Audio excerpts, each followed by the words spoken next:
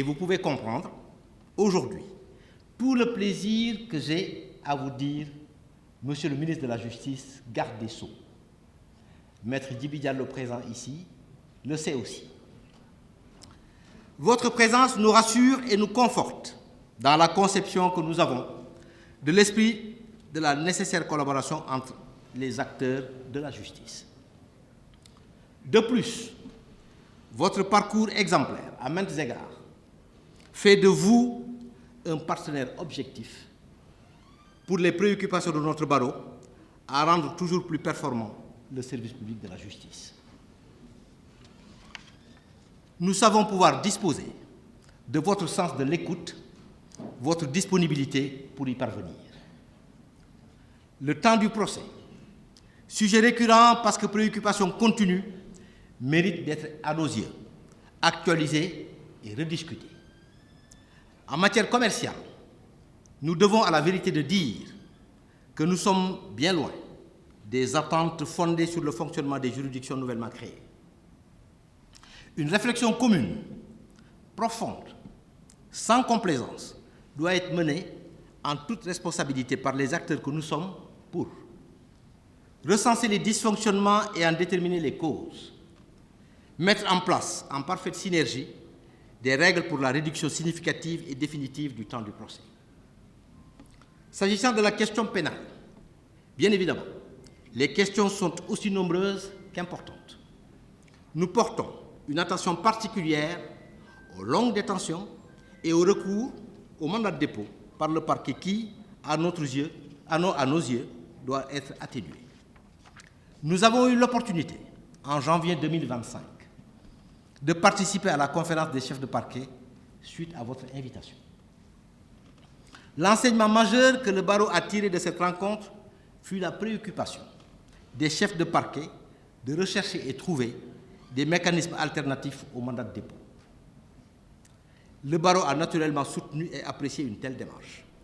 Le bracelet électronique est un mécanisme intéressant touchant à la fonction de réinsertion de la peine, tout comme peut l'être l'amende. Cependant, nous ne pouvons pas ne pas insister sur une meilleure application des dispositions existantes du Code de procédure pénale, sur la mise en place du Code de procédure pénale, en attendant l'adoption prochaine et très attendue des réformes sur la mise en place du juge de la détention et des libertés, qui devrait à la fois réduire le temps du procès pénal et davantage renforcer la présomption d'innocence. La combinaison de tous ces outils devrait, à terme, nous l'espérons, arriver à désengorger considérablement le milieu carcéral. Pour finir, je dois vous dire, Monsieur le ministre, notre sensibilité aux efforts que vous et vos équipes avez accomplis pour une meilleure efficacité de la disponibilité et de l'utilisation de l'assistance judiciaire. Merci. Monsieur le garde des Sceaux, soyez assuré de la disposition du barreau, encore une fois, pour une bonne prise en charge de toutes ces préoccupations qui nous sont communes pour un service public de qualité. Monsieur le bâtonnier Mamadou Seck, pour les intimes, pas Seck. Je vais tordre un peu le protocole pour te tutoyer. Je me sentirai plus à l'aise en te parlant délicatement de cette façon. Nos destins sont liés et datent du lycée Malick Sy de Thiès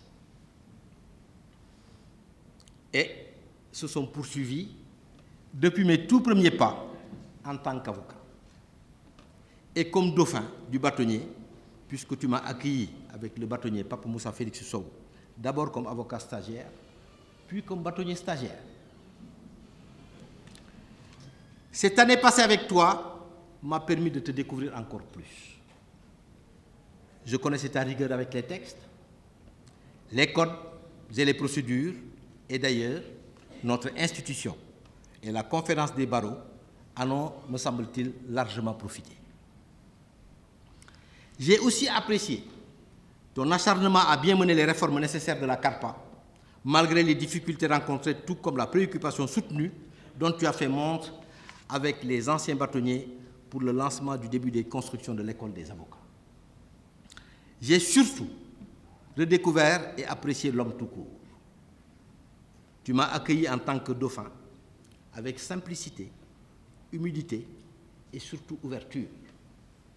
Ce qui m'a permis, comme nos textes le souhaitaient, d'opérer, entre guillemets, mon stage de bâtonnier dans des conditions efficaces et sereines.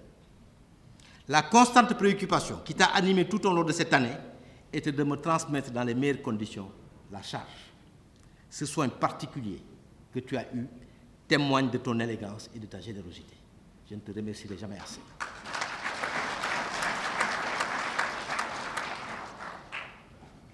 Je te dirai tout simplement, bon repos, amplement mérité, cher ami, et prends surtout soin de ta santé. J'hérite donc de la lourde charge de bâtonnier de l'Ordre des avocats du Sénégal. J'en mesure, croyez-moi, la portée et l'opportunité que nous avons de continuer à faire grandir notre ordre et à le faire rayonner au plan international. Les préalables étaient connus. Je m'étais engagé à œuvrer pour un barreau uni et fort. Je ne ménagerai aucun effort, croyez-le, pour sauvegarder et renforcer notre unité, parce que sans elle, tout effort pour le développement de notre barreau, l'épanouissement de ses membres, est irrémédiablement voué à l'échec. Fort parce que unis, nous pouvons envisager un avenir prometteur et rassurant, notamment pour les jeunes. La formation, décisive à tous égards, fondera l'essentiel de nos actions. Doter les avocats, par ailleurs, d'une bonne formation initiale et continue, c'est assurément leur assurer un futur rassurant. À l'heure où l'intelligence artificielle commence à modifier de façon substantielle l'exercice de la profession, l'anticipation dans les modules de formation deviendra une priorité. Je m'étais aussi engagé à veiller à doter notre ordre d'un patrimoine apte à le rendre davantage indépendant. Nous avons les outils techniques et les ressources humaines disponibles pour atteindre dans un délai raisonnable cet objectif.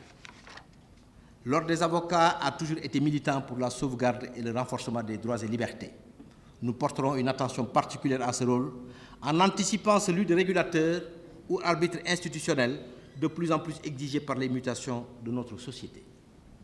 Forts, nous le resterons si nous sommes capables de veiller scrupuleusement au respect de nos règles.